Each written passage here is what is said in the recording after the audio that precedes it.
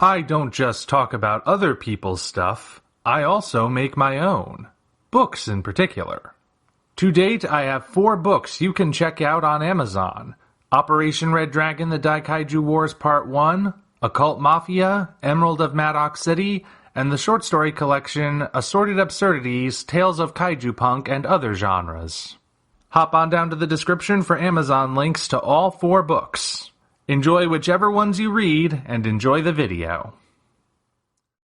Hello ladies and gentlemen, I am the Omni viewer, and welcome to Non-Moving Pictures, where we examine movie posters as art. There are many posters to consider when it comes to the King Kong series. But since I started examining Godzilla posters by looking at the 2014 version, I figure I may as well give King Kong the same treatment. So today's subject will be the main movie poster for Kong Skull Island. Naturally, there are a lot of posters for this movie, ranging from the standard person looking at a foggy gray background template to one that pays homage to Apocalypse Now.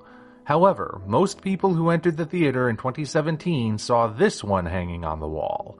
As such, that's the one we'll zero in on for analysis. Ah yes, another example of the blue and orange poster motif that's pretty much everywhere. Alright, since you bring it up, we may as well discuss that first. Anyone who has paid attention to movie poster trends has no doubt noticed how a lot of movie posters use blue and orange as the dominant colors. There are exceptions, of course, but that is the most common aesthetic. Once people notice it, there's a tendency to be critical of it because of how ubiquitous it is, but there is a reason so many posters default to those colors. When making an eye-catching poster, you want to incorporate colors that contrast with each other so as to better frame the subject, but colors that are either too light or too dark can have a negative effect. Not only do blue and orange perfectly contrast with each other, but they both fall into that sweet spot of appealing colors. Orange can be bright without being blinding or washed out, while blue can be dark without being murky or completely obfuscating details. Hence, the style gets used to such an extent that it's now perceived as overused. Sure, it was used for the Skull Island poster, but we shouldn't let that detract from the artistry of the image itself. As mentioned, the color scheme is often used to draw attention to the subject of the image, and as we see on the Skull Island poster, Kong is cast in a cobalt blue backlit by the orange in the sunset. Or is it a sunrise? Well, whatever it is, the contrast allows Kong to stand out, demonstrating why this color scheme was used. In fact, everything in the poster points towards Kong. Look closely, and you'll find that the image has 2 arrows baked into the design. The first and most obvious is the arrangement of soldiers in the bottom half, marching through the ankle-deep water in a spread-out staggered V formation. This forms an arrowhead shape, the tip of which points directly towards the center of the image. Mirroring this is an arrow on the upper half. Note how the reddish-orange portions of the sky also form a V shape, this one slightly asymmetrical to make it look more natural. The helicopters are even hovering right on the border between the light and dark areas, and are angled in such a way that they too point towards the center. And what do we find in the center? A bright circle that perfectly frames the 8th wonder of the world, who looms large over everything else. Like so many other posters we've seen in this series, there are elements built into the design that naturally guide the eye towards the focal point. This one even comes with reflective symmetry, albeit of the intentionally imperfect variety. What other details can we pick out? Well, there are the helicopters. In fact, they add a lot to the image despite being so small. As already mentioned, the choppers work in conjunction with the secondary arrow pointing at Kong, but they also inform us of the setting even without having to see the film or any trailers. These are Bell UH-1H Iroquois choppers, and when placed in a setting such as this, sort of a jungle environment, they instantly bring to mind images of the Vietnam War. Well, they do for Americans at least. With just their inclusion, we get an idea of when the movie is meant to take place. Of course, invoking the imagery of Vietnam also conveys a sense of the movie's tone, likely something that is at once action-packed and deconstructive. But diving any further into that would require analyzing the movie itself, and we're just here for the poster. The point is that these 2 whirlybirds are very important additions. Something else that stands out to me is how the poster appears to have 2 different artistic styles. The bottom half, with the soldiers marching through the water, has a photographic quality to it, while the top half, where Kong stands, appears almost like a graphic design.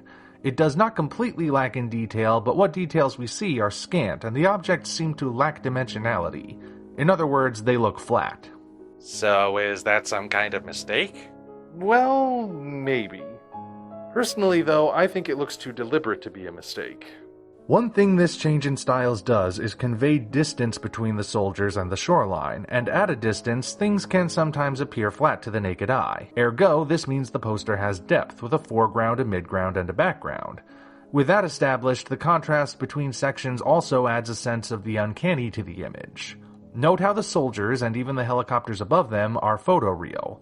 Kong and his island, however, are skewing into the realm of the abstract, with hard-to-make-out details that make them seem a bit mystical when compared to everything else. In other words, we have real things in the foreground and mythological things in the mid and background. And since the subjects in the foreground are heavily armed, their intentions are all too clear. This simple twist in styles thus generates a tone that speaks volumes about the film's content, in which reality encroaches upon mythology. You know, it occurs to me we're almost at the end of this and you haven't mentioned anything about Kong himself yet, even though he's supposedly the subject of this image. Really? Well, let's remedy that then. As I just said, Kong is located in the background of the image, where the details become a bit less defined for reasons already discussed. You might also notice, though, that little is done to distinguish him from the mountains. He is in fact the same color as the mountains which surround him, not to mention a similar shape from this angle, and not as detailed. If not for these little triangular gaps separating his arms from his torso and the faint hint of facial features, he might just look like part of the mountain range. This, however, is completely intentional, or at least I believe it is. After all, one of the distinguishing features of any kaiju is their size. Often they are compared both in the movies and by fans as being like living mountains in terms of scale. Ergo, the lack of distinction between Kong and the actual mountains is meant to be a sort of optical illusion. At first you might think he's just another mountain, but the longer you look, the more details come to your attention that reveal him as a living being, roaring a defiant challenge at the soldiers encroaching on his territory. Personally, I think it all comes together quite well. Sure, it uses some familiar things that we've seen in other posters, but in terms of overall execution, it's a good addition to the long legacy of King Kong movie posters.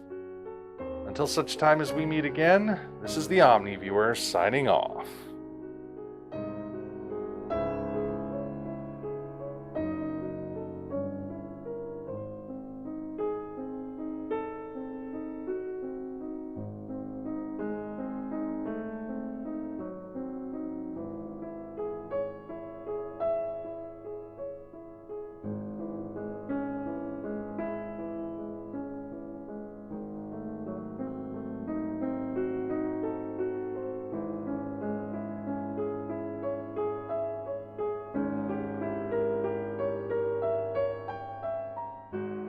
Our next episode will make use of a Christmas present I got, which should start us off on a year-long journey.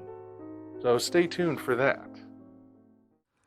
Congratulations, you reached the end. If you enjoyed this video, you might want to consider supporting us on Patreon. Of course, the other way to support us is to go to Amazon and check out our books, Operation Red Dragon, The Daikaiju Wars Part 1, The Occult Mafia, Emerald of Maddox City, and Assorted Absurdities, Tales of Kaiju Punk and Other Genres. Also check the description for links to DeviantArt and other platforms we operate.